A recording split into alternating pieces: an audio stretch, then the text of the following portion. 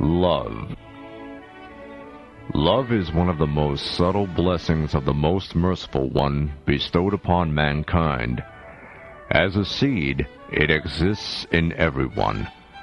This seed germinates under favorable circumstances, and growing like a tree, blossoms into a flower and finally ripens, like a fruit, to unite the beginning with the end.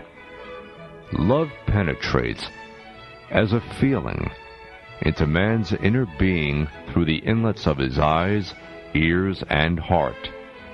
Then it swells like the water behind a dam, or grows like an avalanche, or engulfs all his being like a flame. When it results in union, it starts to subside. The flame goes out, the reservoir empties, and the avalanche melts away. Love is a natural and essential aspect of a man's being. When it is, however, transformed into true love, love of the Creator, it acquires its true nature and color, and later becomes pure pleasure at the threshold of union. Heart is the port of a man which is receptive to divine manifestations. Love of the Creator and yearning for return to Him is the clearest sign of one's being loved by God. Love is the most direct and safest way to human perfection. It is difficult to attain this rank through ways devoid of love. Other than the way of one's acknowledgement of one's innate impotence and poverty and need for reliance on God's power and riches, and one's zeal in His way and thanksgiving, there is no other way to truth equal to love. Neither the flames of the world nor the fire of hell can burn a man already burnt to ashes by love. The one who burns with the fear of hellfire while in this world will not go to hell. The final abode of another who, by contrast, feels himself secure against hellfire will most probably be hell.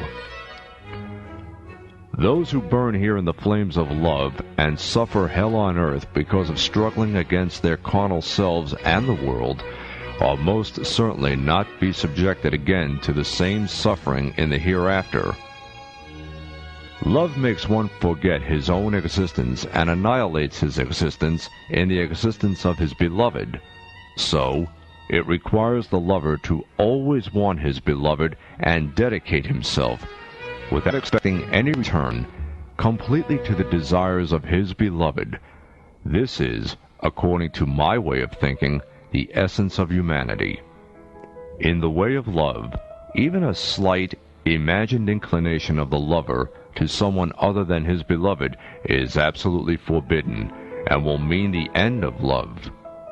Love continues as long as the lover sees his beloved in everything around him and regards every beauty and perfection as the manifestations of his beloved.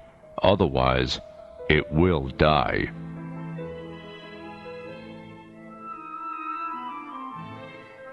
The lover can never imagine opposition to his beloved in any matter, however small it may be. He cannot endure to see his beloved veiled by something which causes him to be forgotten. Moreover, he regards every speech which is not about his beloved to be futile, and every act which has no relation to him as ingratitude and disloyalty to him. The lovers who awaken to the dawn of the signs of the beloved find themselves engulfed by a flood of flames in which they burn, and never desire to get out of this pleasant hell. They are like a volcano ready to erupt. Their groanings are like lava which burns every place it engulfs. One should not confuse true love with the feeling felt by indulgent people towards the opposite sex. This kind of love, although sometimes transformed into true love, is deficient and temporary, and contains no inherent value.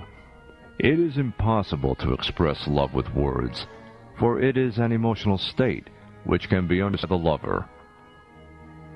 The lover is intoxicated with his love, admiration, and appreciation of his beloved. Only by the doomsday trumpet will he come to his senses. It is only true love which will stop the pains caused by being ephemeral and put out the flames in which the afflicted burn. It is also true love which will provide a remedy for all apparent incurable pains and diseases and for the cries of the modern world.